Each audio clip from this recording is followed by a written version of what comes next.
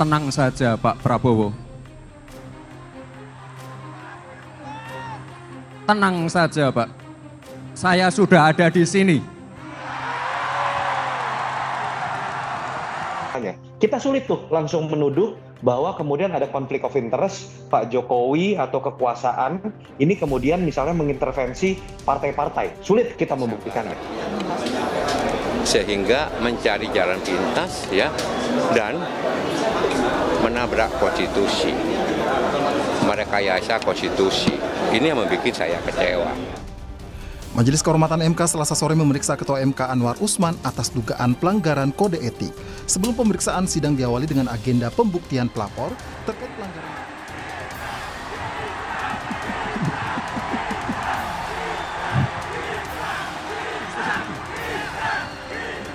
8 itu hari terakhir untuk pergantian capres paslon.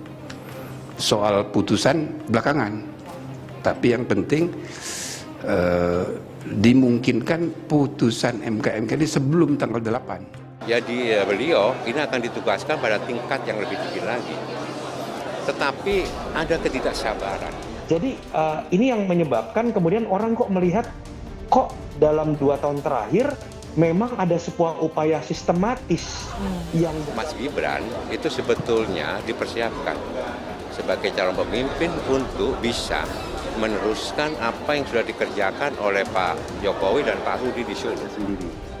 Kalau sudah ada hakim yang tidak konsisten dalam menggunakan pendekatan hukum, logika hukumnya, sudah bisa dipastikan dalam ilmu tafsir konstitusi, hakim itu punya kepentingan. Jadi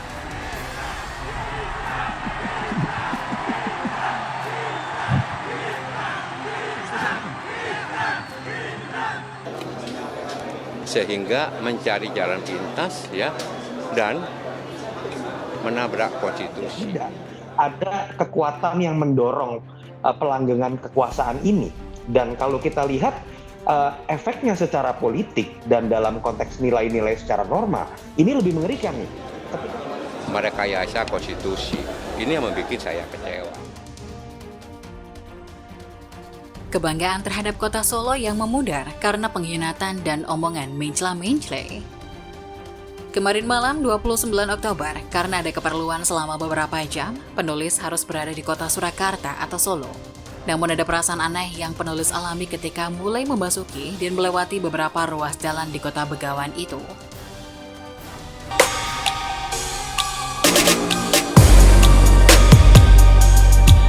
Yang dekat dengan kekuasaan menggolkan sesuatu yang kemudian merusak nilai-nilai etika demokrasi yang itu ke depan akan merusak loh imajinasi anak-anak muda kita mengenai bagaimana kepemimpinan nasional ke depan. Loyalitas kepada konstitusi, loyalitas kepada platform dan tujuan partai, loyalitas kepada aturan-aturan partai. Intinya banyak sekali masalah yang kami temukan. Ya. Tapi setuju, Prof? Hah? Setuju? Ya, apa kata MK?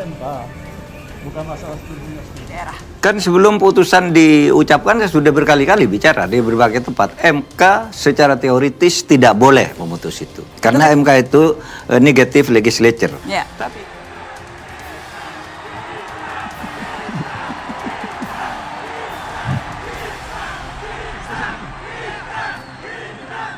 Kitanya udah yakin, coba tinggal bertiga ini berdiskusi mana putusannya gitu loh. Ya, tadi kan di sidang kan ada satu masalah hubungan kekerabatan. Ya. Terkait Prof Usman satu-satunya yang diperiksa 2 kali, Hah? ada tanggapan, Prof? Satu-satunya hakim konstitusi yang Saya diperiksa belum 2 kali. tahu 2 kali. Mas Gibran, apakah tahun ini bisa maju, Prof? Begini, kalau memang putusannya orang yang pernah menjabat sebagai kepala daerah itu boleh. Kita bukan bangsa bebek. Apa yang dikatakan ini sudah final, no. Karena sesuatu yang salah harus diperbaiki. Ya, kalau lembaga yang salah perlu dibubarkan lembaga itu. Jadi karena sangat urgent sekali pihak yang menerima berkas sampai masuk ke pre-register dan terdaftar perkara tersebut semua diperiksa secara terbuka. Itu permintaan kami yang mulia karena ini adalah pintu awal permasalahan dugaan konflik of interest perkara ini yang mulia. Kira-kira. Pak Nah, Mahfud, sekarang kita bicara. Anda masih akan berani bicara selugas ketika Anda Menko Polhukam, ketika sekarang Anda calon wakil presiden, Pak? Mungkin lebih lugas lagi. Lebih lugas? Kan sudah calon wakil presiden. Kalau begitu saya tanya, Pak, putusan MK kemarin. Sangat tidak masuk akal seseorang yang baru 2 tahun, hampir 3 tahun menjadi wali kota, langsung melompat tinggi menjadi calon wakil presiden. Karena kemarin malam adalah kunjungan perdana penulis setelah Mas Gibran secara resmi diusung menjadi bakal cawapres Prabowo, sekaligus mengkhianati PDI Perjuangan yang telah memberinya jalan lapang untuk menjadi wali kota Surakarta. Penulis lantas teringat bagaimana memuncaknya kebanggaan dan sukacita yang penulis rasakan ketika dari jauh secara khusus penulis datang ke Solo karena ingin merasakan atau menikmati suasana Natal di depan kantor Mas Wali Kota di Balai Kota Surakarta. Iya, pada Desember 2022 lalu, selama beberapa minggu di sana didirikan sebuah panggung, lalu diadakanlah semacam konser Natal berskala mini yang melibatkan banyak gereja yang ada di kota Solo. Ini kalau bukan anak presiden yang menjadi wali kota Solo, rasanya tidak mungkin akan ada acara seperti ini, gumam penulis kepada istri. Iya, kita ingat bagaimana Solo yang bertetangga dekat dengan Sukoharjo sempat dapat image buruk karena kasus-kasus yang mengarah pada radikalisme dan aksi terorisme. Tetapi selama Gibran menjadi wali kota Solo, image itu coba untuk diubah melalui berbagai macam hal yang menunjukkan semangat toleransi, nasionalisme, dan kedamaian yang terjadi di kota Solo. Kita sulit tuh langsung menuduh bahwa kemudian ada konflik of interest Pak Jokowi atau kekuasaan ini kemudian misalnya mengintervensi partai-partai. Sulit kita membuktikannya. Sehingga mencari jalan pintas ya dan menabrak konstitusi, merekayasa konstitusi. Ini yang membuat saya kecewa. Majelis Kehormatan MK Selasa sore memeriksa Ketua MK Anwar Usman atas dugaan pelanggaran kode etik. Sebelum pemeriksaan, sidang diawali dengan agenda pembuktian pelapor. 8 itu hari terakhir untuk pergantian capres paslon. Soal putusan belakangan. Tapi yang penting dimungkinkan putusan MK ini sebelum tanggal 8. Jadi beliau ini akan ditugaskan pada tingkat yang lebih tinggi lagi. Tetapi ada ketidaksabaran.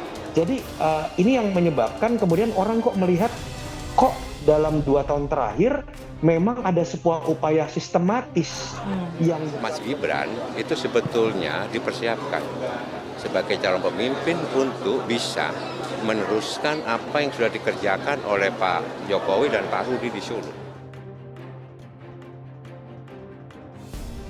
Sekarang kebanggaan penulis tidak hanya memudar, tapi sudah berganti menjadi rasa muak yang luar biasa disertai pemikiran logis bahwa jangan-jangan selama ini Mas Wali menjabat, semua yang dilakukan hanya bertujuan untuk mendongkrak popularitas, sekaligus sebagai persiapan untuk menjadi cawapres seperti yang sekarang terjadi. Memang untuk berduet dengan siapa mungkin saat itu belum jelas. Sang ayah bisa menduetkannya dengan Ganjar Pranowo, Prabowo Subianto, atau malah dengan Anies Baswedan. Tapi sekarang semuanya sudah jelas arahnya kemana, betul? Apakah lantas penulis menangis dengan semua itu? Oh, tentu saja tidak. Buat apa menangisi modal manusia seperti itu? Eman-eman air mata penulis terbuang sia-sia. Penulis hanya teringat perkataan Pak Ganjar belum lama ini, bahwa bersedih boleh saja, tetapi jangan sampai menjadi orang yang cengeng yang gampang menangis. Yes, kita pun harus segera move on dan sedapat mungkin, malah berupa mengubah kesedihan yang bercampur kejengkelan karena merasa telah dikibuli. Menjadi pembakar semangat perlawanan untuk mencoba menghentikan segala macam tindakan yang mencederai semangat demokrasi dan membahayakan keberlangsungan kehidupan berbangsa dan bernegara. Dan bersamaan dengan keanehan perasaan yang penulis alami, mungkin ke depan takkan ada lagi pembahasan mengenai kemajuan dan perkembangan di kota Solo. Apapun itu, termasuk omongan Mas Wali yang belakangan mencela-mencela, dan saya anggap itu tidak bisa lagi saya percaya. Bagaimana menurut Anda? Begitulah kura-kura.